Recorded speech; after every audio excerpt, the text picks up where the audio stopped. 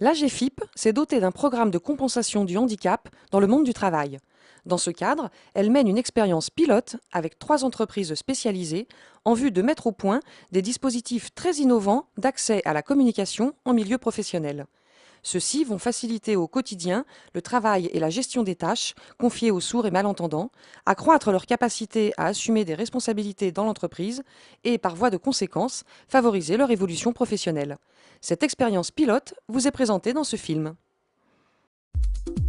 L'AGFIP développe, avec ses partenaires entreprises, de nouveaux services au bénéfice du monde du travail et de ses salariés handicapés.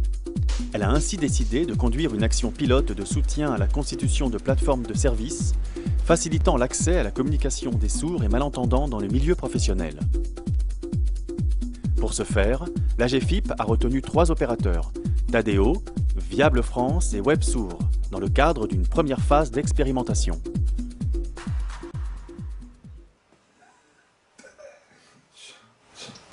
Est-ce que vous pensez que les délais de parution vont être respectés ? Et est-ce qu'on pourrait appeler l'imprimeur pour savoir si c'est possible de décaler la parution d'une semaine?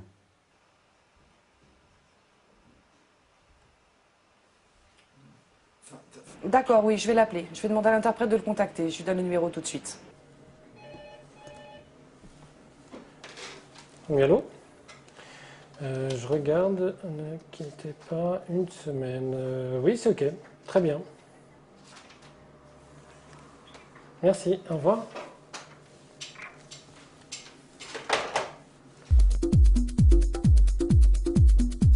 J'ai vraiment votre CV qui m'intéresse beaucoup. Par contre, j'ai quand même une question de disponibilité. Que seriez-vous disponible? Écoutez, j'ai un préavis de 2 mois à effectuer. Je peux essayer de négocier, mais en théorie, c'est 2 mois.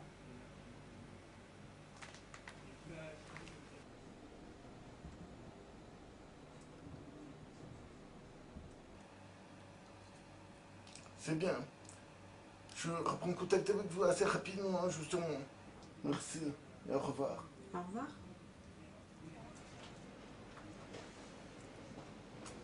Déjà, c'est assez spécial d'avoir l'ordinateur et une personne derrière, mais j'avais vraiment l'impression qu'il m'entendait en fait. C'était très très impressionnant.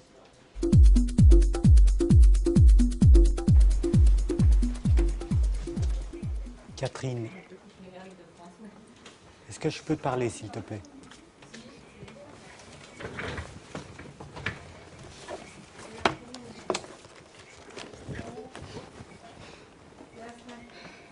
Oui, bonjour, ici un interprète du centre d'interprétation à distance Viable France.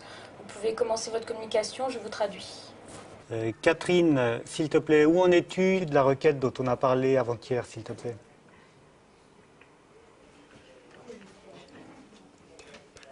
Alors j'ai terminé le tableau, tout est prêt, le tableau est prêt, il manquait 3 colonnes que j'ai rajoutées. Donc ça c'est terminé, je t'envoie le tout par mail et puis tu me dis si tu es d'accord avec ou pas. Ensuite Je le diffuse auprès de l'équipe, voilà. Très bien, ça marche. Je te remercie, Catherine. À tout à l'heure. Au revoir.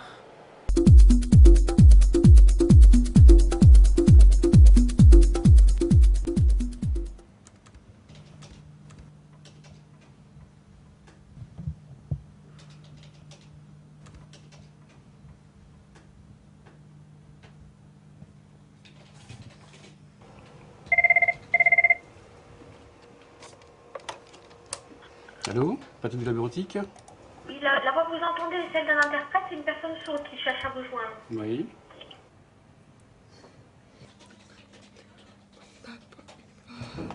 Je vous appelle parce que j'ai un souci avec ma clé PKI. Oui.